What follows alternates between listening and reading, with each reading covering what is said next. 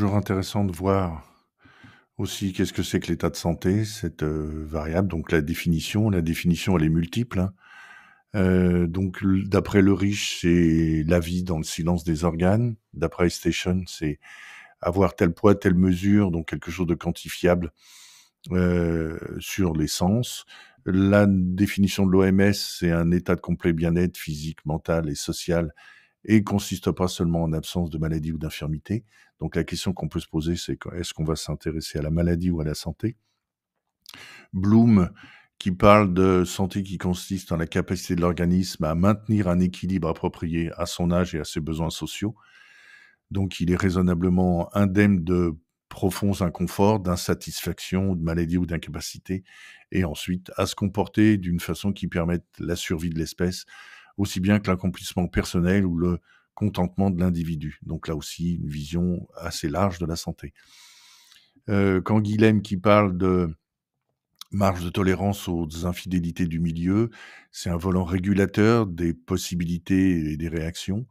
Dubos qui parle de la santé comme un état physique et mental, relativement exempt de gêne ou de souffrance, qui permet à l'individu de fonctionner aussi efficacement et aussi longtemps que possible dans le milieu où le hasard ou le choix l'ont placé.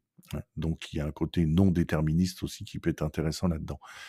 Bastide qui parle de l'homme sain, qui est celui qui est capable de riposter à un monde complexe et mouvant et qui peut inventer à chaque instant de nouvelles normes de conduite qui s'ajustent moins au monde qu'il n'est capable de modifier.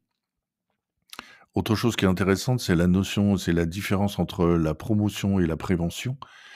Donc la prévention, elle est centrée sur la réduction des risques.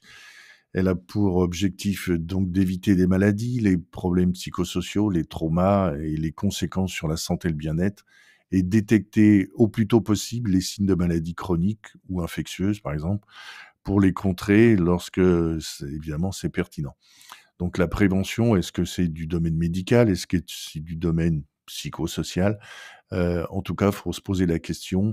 Je vous fournirai évidemment le PDF qui a été fait des ARS sur cette, définition.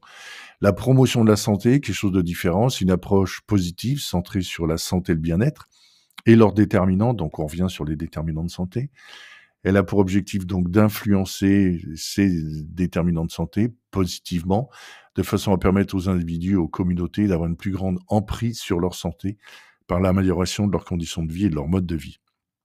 Là aussi, c'est, heu, un document qui a été fait sur une conférence mondiale de l'UIPES en promotion de la santé. Et autre chose qui est intéressant aussi, c'est la notion de pathogénèse ou par opposition la salutogénèse. Donc la salutogénèse, c'est, l'accent sur ce qui explique la santé plutôt que ce qui est associé à la maladie.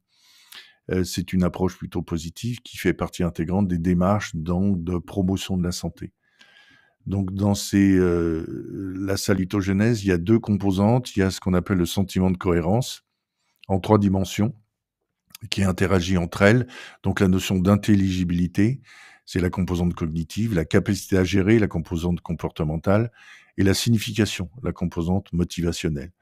Donc un fort sentiment de cohérence qui va fournir aux individus une confiance envers leur capacité à identifier des ressources chez elles ou dans leur environnement et d'ensuite de les utiliser, donc la capacité, l'intelligibilité, la capacité à gérer et afin de mener une vie qui, fait sens pour eux, une bonne qualité de vie, donc une signification qui est, prépondérante et le sentiment de cohérence, c'est aussi une interaction entre un individu et son contexte de vie, d'accord? Plus ou moins, évidemment perturbé. Les ressources, 2e caractéristique, les ressources de résistance générale. Donc ce sont des conditions, préalables au développement du sentiment de cohérence. Elles sont présentes chez les individus comme des ressources internes dans l'environnement proximal ou évidemment à distance, hein. Donc dans les déterminants, évidemment, il y a toujours les déterminants proximaux et distaux. 4 ressources de résistance générale doivent, de façon minimale être à la disposition d'un individu pour avoir un fort sentiment de cohérence, donc des activités significatives, des repères existentiels, le contact avec les sentiments et les relations sociales. Ça donne en fait, une image intéressante sur le parapluie de la salutogénèse, avec une approche fondée sur les atouts. Donc on n'est pas à regarder la pathologie, mais regarder justement les ressources. Les ressources, elles peuvent être déclinées en termes de gratitude, d'auto-efficacité. On en revient sur ce sentiment d'auto-efficacité qu'on avait vu dans les circularités. Le sentiment de hardiesse, évidemment l'empathie et l'humour, donc étonnant, et avec des choses qu'on va évidemment, qu'on pourra développer, ultérieurement.